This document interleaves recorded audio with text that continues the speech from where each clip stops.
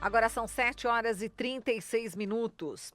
233 crianças e adolescentes são agredidos por dia. A maioria dos casos de violência é praticada pelos pais. A pesquisa é da Sociedade Brasileira de Pediatria. Vamos conversar sobre este assunto com Ariel de Castro Alves, que ele é advogado e também conselheiro do CONDEP, Conselho Estadual de Direitos da Pessoa Humana de São Paulo. Oi, Ariel, bom dia. Bom dia, Marilu. Bom dia aos ouvintes da Rádio Brasil Atual. É sempre um prazer poder falar com vocês. Prazer é o nosso, Ariel. Bom, em relação a essa pesquisa, eu queria que você falasse, Ariel, da forma, né, como esses pais, porque já que é exatamente dentro, né, da família, dentro da casa, essas agressões, os pais, eles, enfim, precisam aprender, né, a se relacionar de uma outra forma com os filhos, a educar de uma outra forma, e parece que ainda a palmada, né, e no caso existem inclusive violências mais graves ainda do que só a palmada, ainda acontecem, né, Ariel? Sim, nós temos uma tradição no Brasil de utilização dos castigos físicos, das práticas de violência, tanto físicas quanto psicológicas, com relação às crianças e adolescentes, com viés educacional. Porém, nós temos, inclusive, legislação no país que proíbe que essas práticas persistam. A Lei Menino Bernardo, que é uma lei de 2014, ela trata exatamente dessa proibição de utilização dos castigos físicos para o viés aí de educação, de cuidado, de amparo das crianças e adolescentes. Porque isso só gera mais violência. Então, que legitimidade tem um pai, tem um familiar para dizer que seu filho não deve praticar agressões, violência na escola, contra os seus colegas, contra os seus irmãos, se no dia a dia esses pais eles exercem, eles praticam violências contra os seus filhos. Então nós precisamos educar as pessoas para que não pratiquem violência de forma alguma, porque a violência ela acaba atuando em ciclos e acaba gerando cada vez mais, então, violência. Por isso que nós vivemos numa das sociedades mais violentas do mundo, que é a sociedade brasileira. E agora ainda está se liberando, está se flexibilizando o porte, o uso das armas de fogo. E por isso que o Brasil é um dos recordistas mundiais de homicídios, de assassinatos, recordista em violência, principalmente também violência doméstica, violência contra as mulheres, violência contra as crianças e adolescentes. São as principais vítimas. Então, dizer que na família as crianças estão protegidas, tem propostas aí do governo até para as crianças e adolescentes não frequentem mais as escolas, para que sejam aí educadas, tenham aulas dentro das suas próprias casas, isso só vem para contribuir para o aumento da violência contra essas crianças e adolescentes, já que a maioria dos casos ocorrem dentro das próprias casas. Quem deveria proteger, muitas vezes, são os algozes, são os agressores, são aqueles que violentam e que até matam os seus próprios filhos. E segundo a Sociedade Brasileira de Pediatria, Ariel, estou vendo aqui o estudo, o nível de repetição chega a 40%, né? As crianças e adolescentes são novamente, enfim, levam palmadas, são agredidas, enfim, o índice de repetição é 40%. Agora, você falou que essas famílias, né, esses pais precisam ser educados. De que forma que poderia se dar, enfim, essa educação para os pais, para eles pararem de espancar os filhos? Essa educação deveria ocorrer, não só educação, mas orientação também, depende de cada situação, de cada família, das suas necessidades.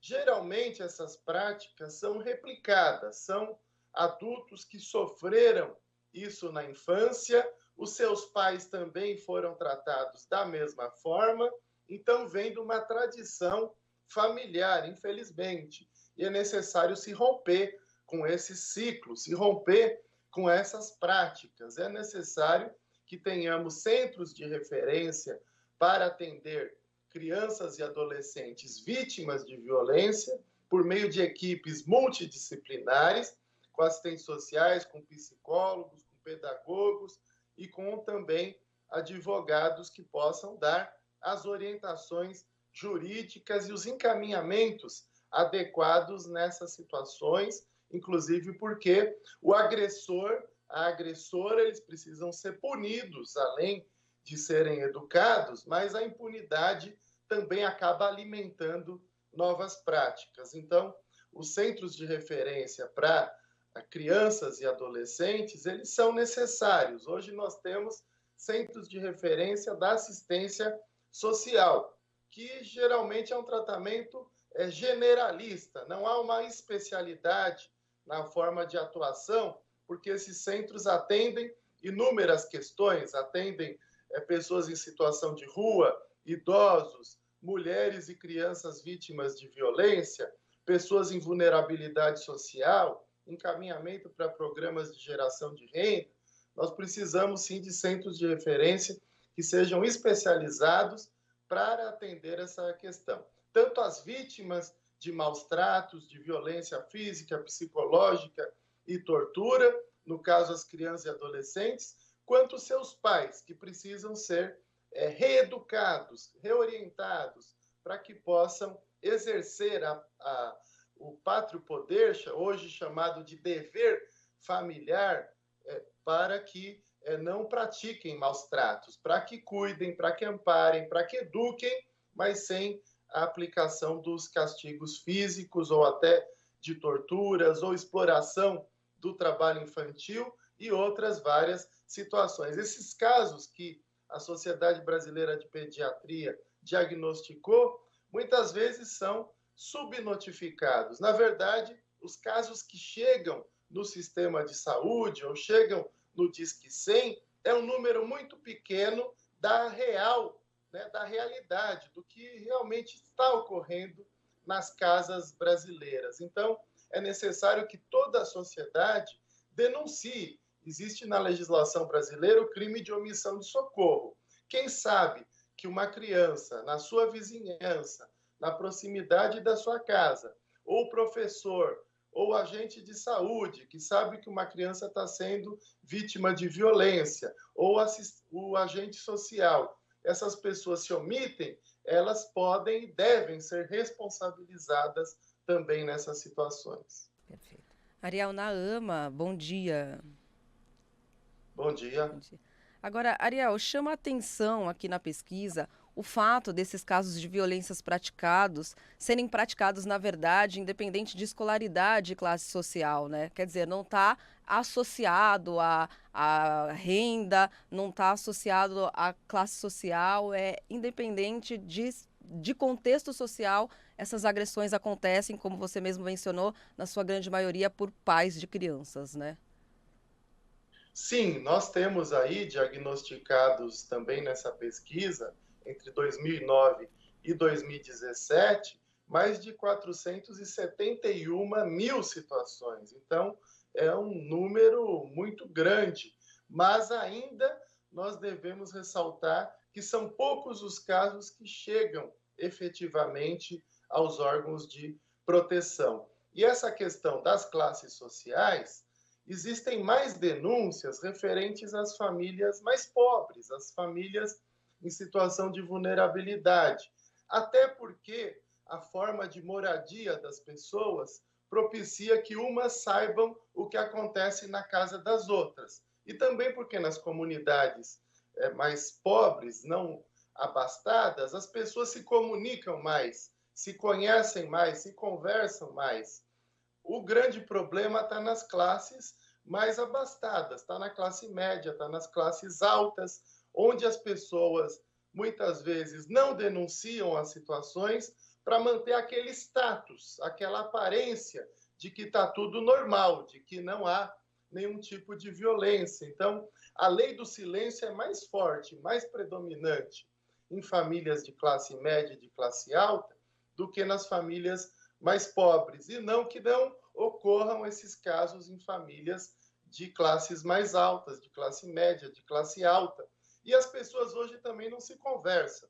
As pessoas moram do lado, no apartamento, as pessoas não se conhecem, não se falam, mal se falam bom dia. Então, existe também essa questão de termos aí uma dificuldade maior com as famílias que são de classe média, de classe alta, para romper essa lei do silêncio e para que os vizinhos, para que as pessoas que convivem próximas também denunciem esses casos. Muitas vezes, quando se vai denunciar, já é muito tarde. Nós temos que lembrar que esse próprio caso do menino Bernardo, que gerou essa lei que proíbe castigos físicos, que proíbe essa tradição de agressão, de violência contra crianças e adolescentes, esse menino Bernardo era um menino de classe média alta, a família era de classe média alta, mas ele não, porque ele vivia abandonado pelas ruas.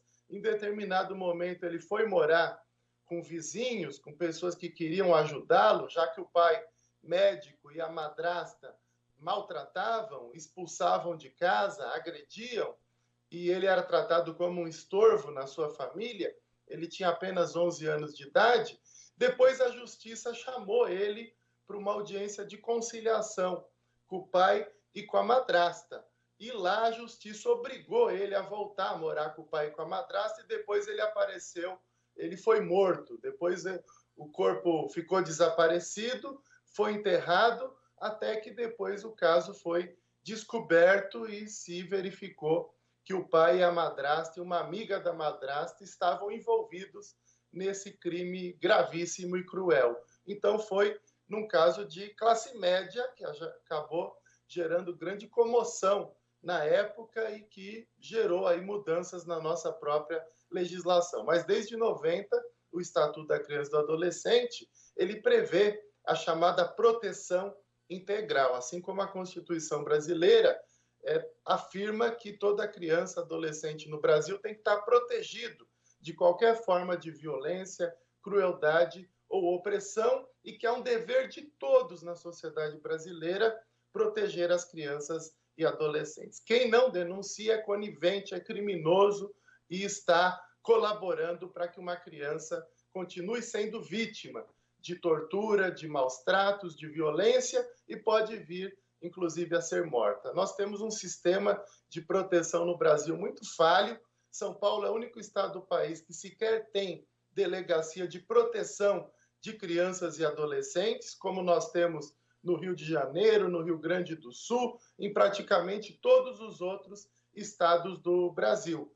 E, geralmente, esses casos vão para delegacias comuns, principalmente nos fins de semana e durante as noites, e não são apurados. É mais um boletim de ocorrência que não se fará nada, até a criança acabar sofrendo novas agressões repetidas ou até ser morta, muitas vezes pelos seus próprios familiares. Agora, Ariel, só para a gente reforçar aqui, o que fazer para a gente conscientizar essas pessoas que agridem crianças, que elas estão cometendo atos tão traumáticos na vida de um menor, que isso pode levar consequência para uma vida toda de uma criança, já na fase depois adulta e por aí vai? Sim, Nahan, mas nós devemos pensar que essa criança que foi vítima de violência, ela vai praticar violência, além dos prejuízos já imediatos que essa criança vai estar sofrendo no seu rendimento escolar, na sua relação com os seus colegas na escola, na sua vida social. Então, vai gerando traumas que vão se acumulando e isso vai sempre se agravando a partir do momento em que esses casos não apareçam, para que sejam devidamente diagnosticados e também que essa criança possa ter aí atendimentos por psicólogos, por assistentes sociais, por pedagogos, para que também ela e os seus pais sejam atendidos e que essas situações não se repitam. Nós já tivemos casos gravíssimos aqui em São Paulo, recentemente, há um mês atrás, o caso da menina Micaele, uma menina de 3 anos de idade, que foi morta. Segundo a polícia, a suspeita recai aos maus tratos praticados pela mãe e pelo padrasto, que estão presos em prisão temporária. Inclusive, nesse caso, houve falha da própria justiça, porque devolveram a guarda da criança que estava hospitalizada praticamente à própria mãe e ao padrasto, porque entregaram para a avó materna a guarda da criança sem sequer explicar para aquela avó materna que ela não deveria deixar a criança junto com a mãe e junto com o padrasto, porque eles eram acusados de maus tratos. E já era reiterado, já tinha, antes dessa situação que gerou a morte, 3 situações anteriores que a criança foi para hospitais com situações de maus tratos, e nas situações anteriores, infelizmente, o hospital não chegou a notificar a delegacia também não apurou adequadamente essas situações, e acabou que essa criança, depois, na 4ª vez já dos maus tratos, acabou sendo morta, que foi quando ela ficou internada, saiu do hospital com a avó materna, e acabou a avó materna entregando para a mãe e para o padrasto, e essa criança foi assassinada aos 3 anos de idade, esse caso que agora está sendo investigado pela polícia. Então, essas situações que nós precisamos inibir, que não podem mais acontecer, e por isso que nós precisamos estarmos todos atentos para evitarmos casos gravíssimos como esse. Muito bem, só para encerrar, a pesquisa da Sociedade Brasileira de Pediatria revela que de 2009 a 2014 ocorreram 35.855 encaminhamentos para hospitalização e 3.296 mortes no período de crianças e adolescentes vítimas de agressões. Ariel, a gente agradece muito aqui a sua participação. Um forte abraço para você. Obrigado a vocês, um grande abraço, e é importante que todos aí estejam atentos, e qualquer situação liguem no Disque 100 ou procurem o Conselho Tutelar mais próximo. Um grande abraço a todos os telespectadores e ouvintes da Rádio Brasil Atual, da TVT, e a vocês aí do estúdio e a equipe da rádio. Obrigado. Muito obrigada, Ariel. Ariel de Castro Alves, advogado e conselheiro do CONDEP.